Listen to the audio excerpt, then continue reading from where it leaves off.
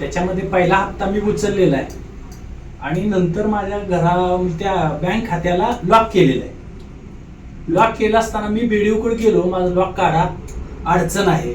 नाही त्यांनी काढता येत नाही म्हणजे मग ही बिल कशी निघाली? माझं घरकुल न झाल्यामुळे बिल निघालं नाही, ठीक आहे, पण मग दुसऱ्या घरांची बिल अजिबात कुठं फुटू सुद्धा नाही त्याची बिल कशी निघाली? माहिती भरपूर येणार आहे. मांजरी या गावामधील घरकुलाचा घोटाळा हा पहिला घोटाळा आहे. याच्यानंतर बरेचसे रस्ते आहे, पाईपलाईन आहे, जलशुद्धीकरण आहे, असे बरेचसे घोटाळा आहेत.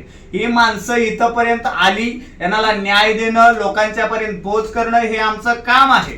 कारण आम्ही सामाजिक माणसं आहे, त्यामुळं आम्हाला ही प्रत्येक गोष्ट लोकांच्या समोर आणणं गरजेचं आहे. आणि ऑफिसरला सुद्धा याचा जाब विचारणं गरजेचं आहे की बाबा तुम्हाला काय पैशाची गरज आहे का? तुम्हाला कमी पडले का? शासनानं पगार केला नाही का तोंड बघून कामी करताय का? पुढाऱ्याचाच माणूस आहे म्हणून त्याला घर देताय का? गरिबांची बाजू कोण तुम्ही घेणार आहे का नाही? हे आम्हाला सगळं प्रश्न विचारावं लागतील आणि दोषींच्यावर कारवाई सुद्धा करावी लागेल. आता तुम्हाला सांगतो, सासूच्या नावावरती घरकुल मंजूर आहे आणि तिथं सुनला उभं राहून ही घराचा फोटो घेतलेला आहे. म्हणजे लाभार्थी आहे का नाही? जो लाभार्थी घर घेतोय तो बिल काढतोय त्यालाच उभं करून घ्यायला पाहिजे ना.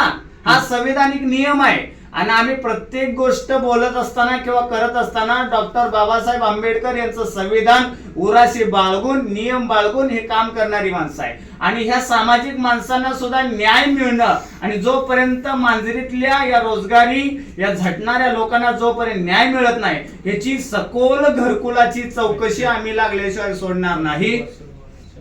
आणि ज्यांनी घरकुलाचे पैसे खाल्लेत, अगदी 100 पासून ते 20,000 पर्यंत जेवढे काय पैसे अकाउंट ट्रान्झॅक्शन असतील, लोक असतील, काय पण असतील, त्यांची व्याजासहित वसूल केल्याशिवाय राहणार नाही आणि दोषींच्या वरती कडक कारवाई होईल. हाच अर्ज आम्ही सोलापूर वरून आम्ही त्यांची चौकशी लावतोय. तत्कालीन ग्रामसेवक आणि सरपंच कोण? तत्कालीन जे आता जे ग्रामसेवक आहेत हे ग्रामसेवक तिथून बदली झालेले आहे. त्या बदली ग्रामसेवकाला शासन तिथं बोलवून घेईल की बाबा तुमच्या काळातील जे काम आहे हे कशा पद्धतीने झाले, त्यांना ते सरकार अहवाल विचारेल ना. तर तुम्ही स्वतः त्या गावात जाऊन सर्वे करणार आहात का डायरेक्ट तुम्ही? स्वतः ग्रामस्थ मांजरीतले इथं आलेले आहेत. आम्ही इथं त्यांनी पत्र त्यांनी लेटर सुद्धा जे व्हिडिओ ऑफिसला यांनी लेटर सुद्धा दिलेलं आहे. तिथं नाव आहे सुखदेव बलबीन साळुंके, चारुदत्त लक्ष्मण शिनगारे, ही त्यांनी लेटर सुद्धा दिलेला आहे.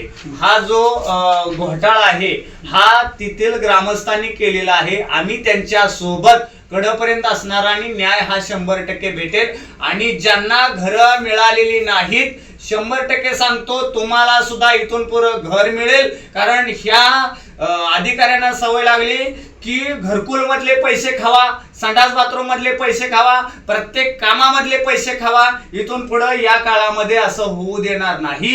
हा आमचा 100% निर्धार आहे. आता मौत ग्रामपंचायतला बी इशारा दिलेला आहे, त्या बाबतीत काय सांगतात? कट करा.